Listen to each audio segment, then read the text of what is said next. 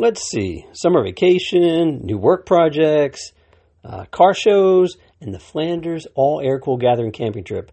I've been so busy with Wilson that I forgot to record a podcast about it. I've got some catching up to do with you.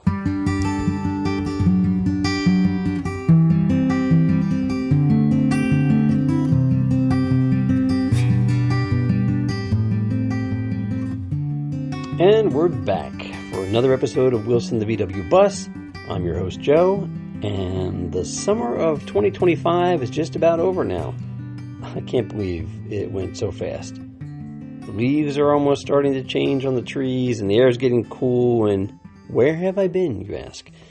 Well, I know I told you I retired from my work of 33 years and 3 months, but who's counting? But, I decided to take on some new summer work with my buddy John. So I got pretty busy in the start of the summer of 2025. And I was working on building and construction work. So I was doing that with him. I was busy helping out a couple friends and doing some other work. So that took up a good portion of my summer. To be honest with you, I came home after hard work.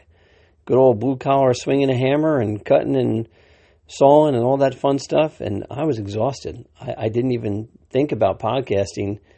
I just got a shower and went to bed. So I did that for a good portion of the summer. And then we had some vacation plans with the family. So I went with my family went down to Florida and had some vacation, which was nice and relaxing. And unfortunately, I got sick when I was down there, probably from the airplane or probably from the amusement park or who knows. But that puts you out for a while. You can't podcast when you really have no voice. You can't talk. So that was pretty much my summer for the most part. So I do apologize if you were one of the millions of fans and listeners. I wish. I didn't get around to podcasting. But I'm back, and we'll get a couple things cleaned up and talked about. And I know I left you hanging at the last episode where I told you we had some issues. The overfilling of Wilson's gas tank for the Metuchen car show. I know that was one of the issues that, I know that probably won't happen again because unfortunately the pump jockey there at the local gas station, he no longer works there. I hadn't seen him in a little while, and I stopped and asked the new guy. I'm like, where's the other guy? And he said, I guess he got caught with his hands in the jar and the cookie jar, so to speak. So they said they had to let him go. So he's no longer there at the gas station, which he was a character. So it was. I guess I'll miss that the banter back and forth. He always had something funny to say. So he's no longer there. But after I had left that Metuchen cruise night, I didn't go back for the entire summer because of the little overfilling of the gas tank. I just felt like I kind of worn out my welcome for at least that one or two characters. My friends who I'd seen there, they were fine. They knew it wasn't a mechanical issue and there was a safety issue.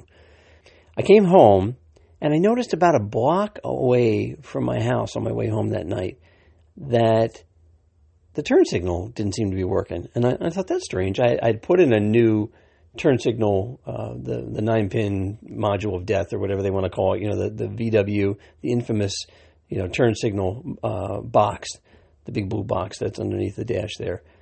So when I got back to the house, I double checked, and sure enough, I didn't have turn signals, and I didn't have brake lights either. So I thought it was pretty odd. I got my test light out in my tester, and the first thing I did was I tested that one particular, or those two particular fuses, in the VW fuse panel under the dash there, and they seemed to be testing just fine. So then I got a little curious. I'm like, well, could it be that module? Could that have gone bad? I mean, I didn't do anything else.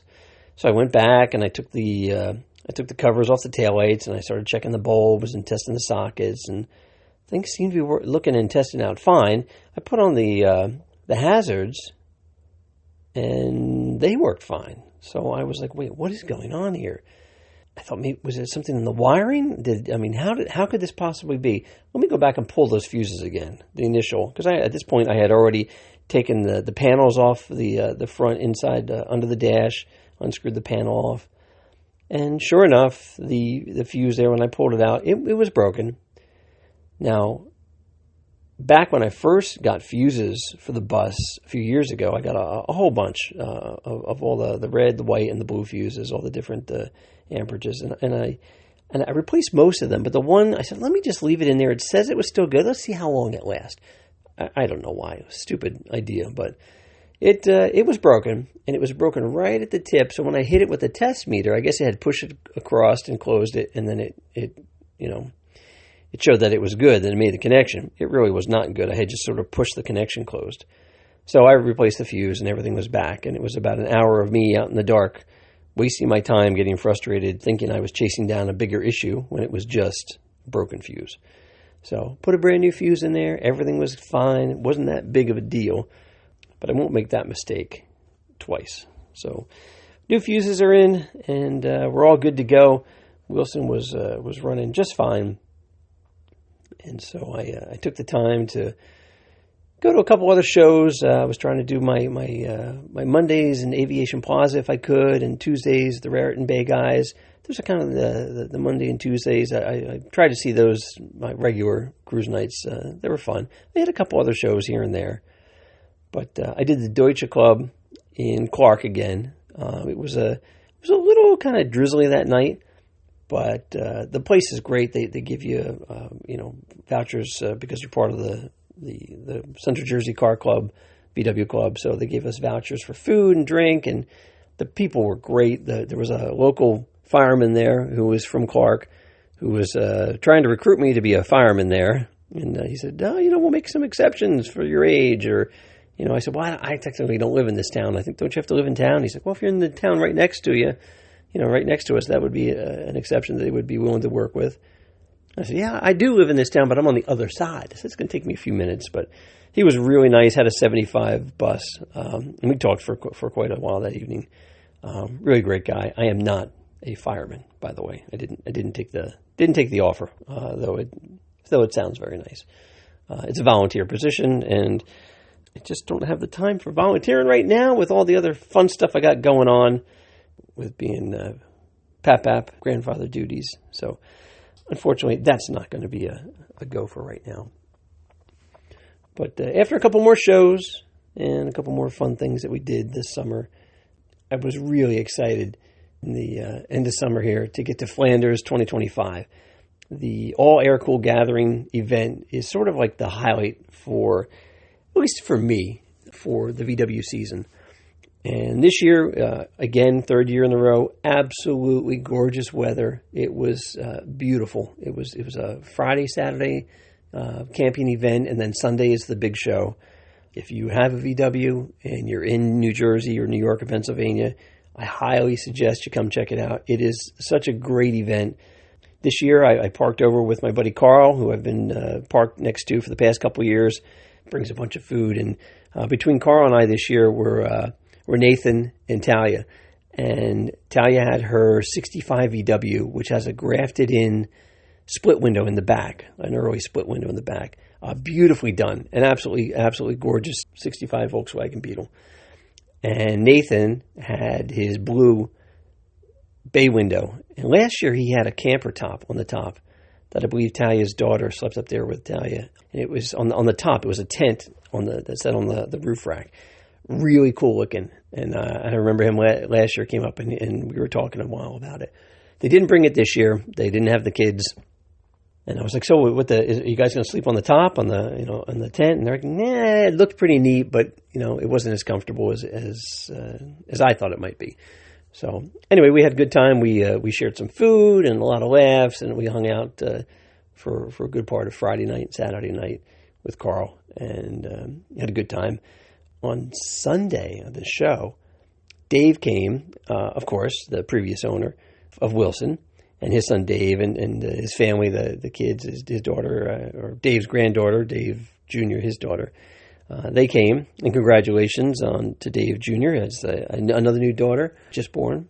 They came and we're hanging out, and we were having a good time with Wilson and getting to talk to Art and all the guys from the group. I got to see Steve Webster, who was my friend who hooked me up with the Sundial camper Spice Rack. So we spent some time looking through the swap meet and having a bunch of fun looking through parts that he needed. I was looking for a little vent window lock that I needed, which I picked up. And I realized afterwards that my vent windows are the little latches are black, and I couldn't find one that was black anywhere. And then I think Dave finally turned me on, or somebody turned me on. They said, "Oh yeah, the black ones were for the panel vans, the buses that were industrial, were set up for like work use only. Those were the ones that used the black hardware, and everything else had chrome." So good, interesting note. I didn't know that. We also met up with 5150MX VW, who's a infamous YouTuber. He was nice. He kept checking out everybody's stuff. He actually gave us a shout out on one of his videos, and I've got the clip right here. Had some huge inspiration from Ed and Wilson, another S05E05 bus. Those guys were great. I think it was Dave and Joe. I met so many people. Arthur, who had 3 vehicles there. Hold on, I got some stickers.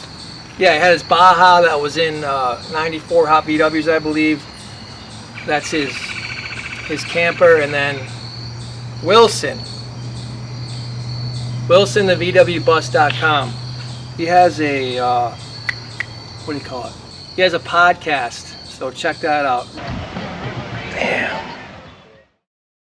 Thank you very much, Jason. We do appreciate the kind compliments. If you want to check out Jason's content, he's at 5150MXVW on YouTube and on Instagram. He also just picked up a 1967 S05E05 Westphalia camper that he's been pulling the mice out of and getting it all set up and ready to go. I think Wilson sort of gave him a little bit of inspiration because it's a similar type bus, even though he mistakenly called Wilson an S05E05.